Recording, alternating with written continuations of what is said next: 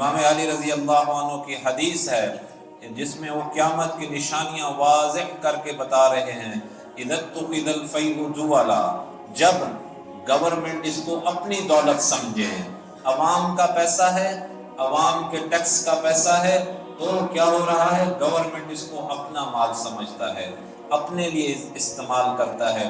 اذا اتخذ الفیء جولا والامانۃ مغنما، امانت میں خیانت شروع ہو گئی۔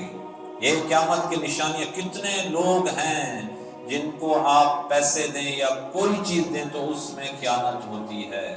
والزکاۃ مغرما، زکوٰۃ کوئی نہیں دے گا، زکوٰۃ کو بوجھ سمجھیں گے، حالانکہ 100 روپے کے برابر 2.5 روپے صرف دینے ہوتے ہیں، لوگ نہیں دیتے۔ والزکاۃ مغرما وتعلم لغیر الدین، دین کا علم حاصل کیا جائے گا لیکن مقاصد دنیا لینا ہوگی، دنیا کمانا، پیسے کمانا، ایک یہ، اور دوسرا دین کو چھوڑ کر باقی علوم حاصل کیے جائیں گے۔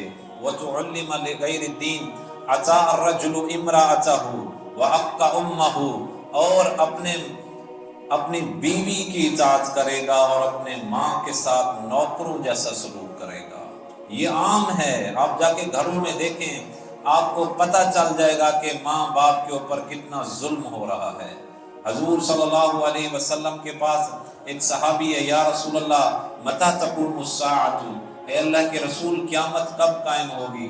آپ نے فرمایا اللہ عالم، اللہ جانتا ہے۔ تو وہ کہنے لگے یا رسول اللہ کوئی نشانی بتائیں، تو آپ نے فرمایا دیکھنا جب مائیں ذلیل ہو رہی ہوں تو سمجھنا قیامت قریب ہے۔ اطاع الرجل امرأته وأق امہ وأدنى صدیقہ وأقصى اباہ، دوست آئے گا تو بہیں پھیلا لے گا، وہ میرا دوست آ گیا، جب باپ کو دیکھے گا تو رستے بدل دے گا، سلام کرنا گوارا نہیں کرے گا۔ وہ باپ جو ساری زندگی اس کے لیے کماتا رہا، نہ وہ دن دیکھتا تھا نہ وہ رات دیکھتا تھا، نہ وہ گرمی دیکھتا تھا نہ وہ سردی دیکھتا تھا، نہ صبح دیکھتا تھا نہ شام دیکھتا تھا، لیکن جب یہ اس میں تھوڑی سی طاقت آئی تو باپ کو کہتا ہے تو کیا جانے، میں تو اس سے زیادہ سمجھدار ہوں۔ ارے جب تو بول نہیں سکتا تھا تب تیری باتیں سمجھ جاتا تھا تیرا باپ، لیکن اب تیری عمر 18 سال 19 20 سال ہو گئی، 30 40 سال ہو گئی، تو تو نے باپ کو ہی ایک طرف کر دیا۔ یہ اللہ اقصى اباہ ظہرت الاصوات فی المساجد، مسجدوں کے اندر آوازیں بلند ہو جائیں گی، مسجدوں کے اندر آوازیں بلند ہو جائیں گی۔ اس سے مراد علماء لکھتے ہیں ہر مسجد فرقہ واریت سے بھری ہوگی کہ وہ خراب ہے، وہ خراب ہے، وہ خراب ہے۔ ارے بھائی تو دیکھ تو کیا کر رہا ہے۔ وظہرت الاصوات فی المساجد ساد القبیلۃ فاسقہم، قبیلے کا جو سردار ہوگا وہ سب سے بڑا فاسق ہوگا۔ وکان زعیم القوم ارذلہم، جو قوم کا صدر ہوگا ان میں سے سب سے بڑا کمینہ ہوگا۔ وظہرت القینات والمعازف، گانے بجانے کے آلات اور گانے بجانے والیاں عام ہو جائیں گی، اور لوگ گانے سنتے ہیں بڑے شوق سے، کچھ نہیں ہوتا۔ یہ کتنے عام ہیں، ظہرت القینات والمعازف، اور وشربت الخمور، شراب عام ہو جائے گی۔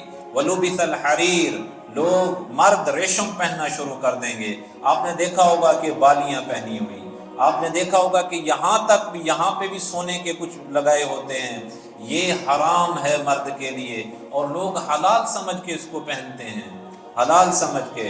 مجھے ایک واقعہ یاد آ گیا کہ اکبر بادشاہ ملا جیون رحمہ اللہ، اکبر بادشاہ ریشم کا سوٹ پہنتا تھا۔ وہ آیا، ملا جیون بیان کر رہے تھے رحمہ اللہ، تو وہ آیا، ایک بندے نے، وہ سوال جواب کرتے تھے لوگ ان سے، تو جمعے سے پہلے وہ ایک بندہ کھڑا ہو گیا، اس نے کہا حضرت جی یہ جو ریشم کے سوٹ پہن کے آتے ہیں ان کے بارے میں کیا حکم ہے؟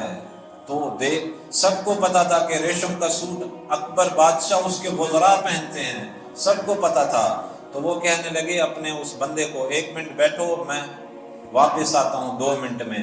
آپ حجرے میں گئے اپنی بیوی کے پاس اور اسے کہنے لگے کہ آج مجھ سے سوال ہوا ہے، مجھے پتہ نہیں کہ میں بچ سکوں گا یا کہ مر جاؤں گا، لیکن میری وصیت ایسے ایسے ہے، اگر میں مر گیا تو اس طرح میری چیزوں کو تقسیم کر دینا۔ وصیت لکھ کے واپس آئے، منبر پہ بیٹھے اور اس بندے کو کہا او بھائی وہ سوال کرنے والا کدھر ہے؟ وہ کھڑا ہوا، اس نے کہا میں نے کیا سوال کیا؟ نے کہا میں نے یہ پوچھا کہ ریشم پہننا کیسا ہے؟ تو بندہ تو ملا جیون کہنے لگے مسئلہ غور سے سنیں سارے، اگر کوئی ریشم پہنتا ہے صرف تو یہ کبیرہ گناہ ہے، کبیرہ۔ اگر کوئی اس کو حلال سمجھ کے پہنتا ہے کہ ریشم پہننا مرد کے لیے حلال ہے تو وہ کافر ہے۔ تب یہ بات سنی تو وہ اکبر بادشاہ تو غصے میں آ گیا کہ اس نے آج بادشاہ کے اوپر الزام لگائے، بادشاہ کی انسلٹ کی ہے، تو وہاں سے تو وہ جمعے کی نماز پڑھ کے نکلے، اور جمعے کی نماز پڑھ کے اکبر بادشاہ اپنے محل کی طرف گیا اور اس نے آرڈر دے دیے کہ جا کے ملا جیون کو پکڑ کے آؤ۔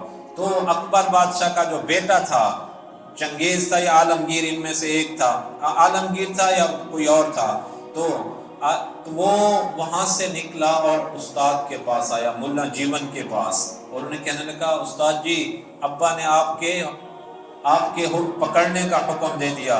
انہوں نے کہا اچھا جاؤ میرا مسلح اور میرا لوٹا لے کے آؤ، میں وضو کر کے اللہ کو اپنی داستان سناتا ہوں۔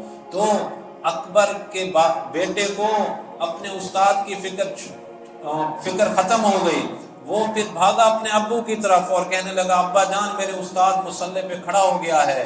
تو اکبر بادشاہ ادھر ہی کانپنا شروع ہو گیا اور ان کے جو پکڑنے کا ارادہ تھا اس کو ترک کر دیا۔ ایسے لوگ گزرے ہیں۔ میں سنا رہا تھا وَلُبِثَ الْحَرِيرُ، جب کیا ہوگا کہ لوگ ریشم پہننا شروع کر دیں گے۔ وَلَعْنَ آخِرُ هَذِهِ الْأُمَّةِ أَوَّلَهَا، یہ غور سے سنیں، یہ غور سے سنیں، جس سے آج سوشل میڈیا بھرا پڑا ہے، جس کا ہر بندہ ہی مفتی بنا ہوا ہے، جس کے پاس کچھ نہیں بولنے کے لیے، تو اس کے لیے ایک صحابہ کی ذات ہے، ہر بکواس کرتے ہیں، جو جی میں آئے بھونکتے رہتے ہیں۔ وَلَعْنَ آخِرُ هَذِهِ الْأُمَّةِ أَوَّلَهَا، کہ آخری لوگ میری امت کے، وہ جو میرے پہلے اولین ہیں، ان کو لعن طعن کریں گے۔